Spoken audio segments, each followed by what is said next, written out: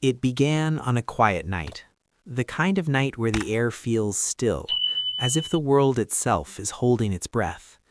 The sky stretched wide and dark above, scattered with stars that seemed to watch in silence. In a small garden, away from the noise of the city, Jesus stood alone. He knew what was coming. His heart was heavy, not with fear of pain alone, but with the weight of something far deeper. He carried the sorrow of every mistake, every hurt, every broken thing in the world. It pressed down on him like a storm that would not pass. Still, he did not run. He knelt and prayed. His voice was soft but filled with emotion. He asked if there was another way, another path that did not lead through suffering. Yet even as he asked, he chose love. He chose to go forward. He chose people. He chose you. Soon, footsteps broke the silence. Torches flickered through the darkness. Soldiers and leaders came, not as friends, but as enemies.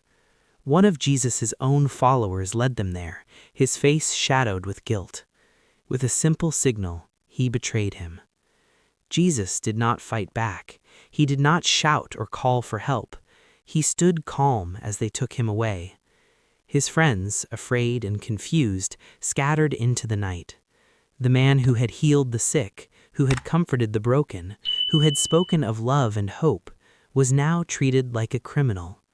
They brought him before powerful men. Questions were thrown at him like stones. Accusations filled the room. Lies twisted the truth. Still, Jesus remained quiet. He could have defended himself. He could have spoken words that would shake the earth. But he chose silence. Because this was not about winning an argument. This was about something much bigger. The crowd outside began to grow. Voices rose like a wave, loud and angry. They called for punishment. They demanded his death. Among them were people who had once followed him, who had once listened to his words. Now fear and confusion had turned their hearts. And yet Jesus looked at them with love. He saw beyond their anger. He saw their pain, their struggles, their brokenness. Even now, he cared.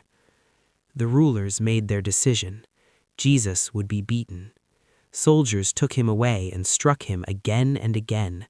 They mocked him, placing a crown made of thorns on his head. It pressed into his skin, sharp and cruel. They dressed him in a robe, pretending he was a king, laughing as they did. But he was a king, just not the kind they understood. Blood ran down his face. His body was weak, but his spirit remained strong.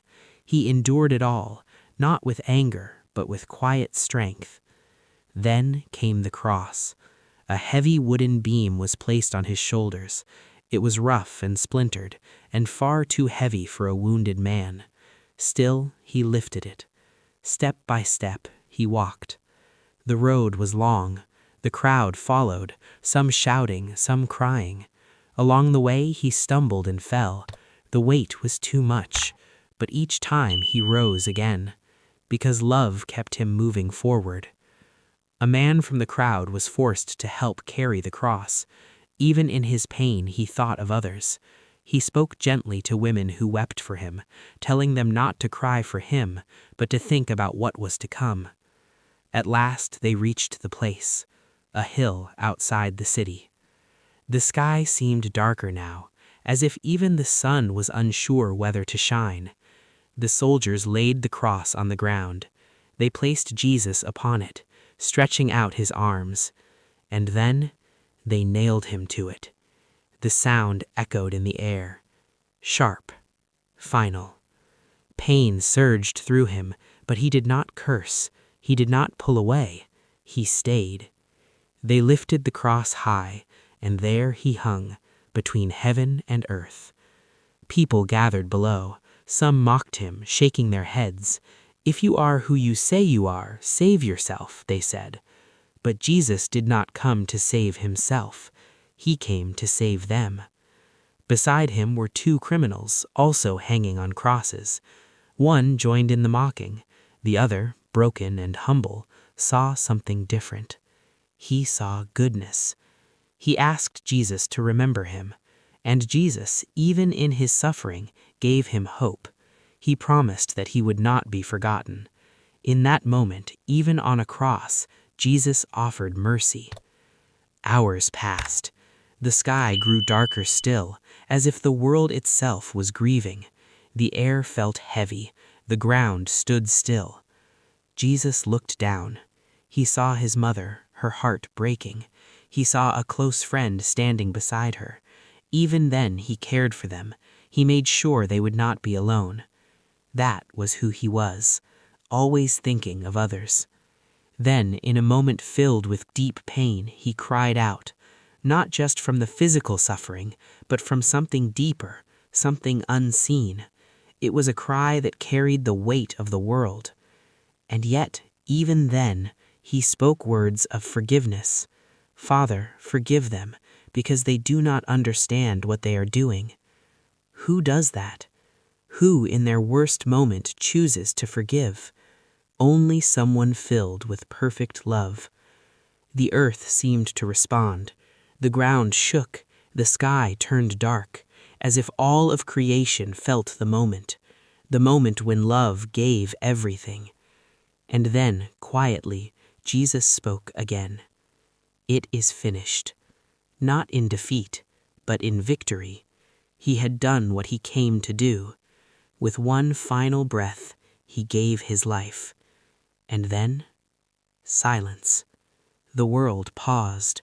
For a moment it seemed like darkness had won. The soldiers stood still. The crowd grew quiet. Some began to realize that something different about this man. One soldier looked up and whispered that he truly was who he claimed to be. They took his body down from the cross. Gently, carefully, they wrapped him and placed him in a tomb. A large stone was rolled in front of it, sealing it shut. Guards were placed there to make sure no one would enter. And just like that, it was over. Or so it seemed. The night that followed was filled with sorrow. His friends were afraid. They hid, unsure of what would happen next. The one they believed in was gone. The one who gave them hope was no longer with them. It felt like the end. But sometimes what feels like the end is only the beginning. Because love like his does not stay buried. Love like his does not disappear. It lives. It moves. It rises. And even in the darkest moment, even when everything seems lost, there is something powerful waiting just beyond the silence. Hope. The story of Jesus' death is not just a story of pain.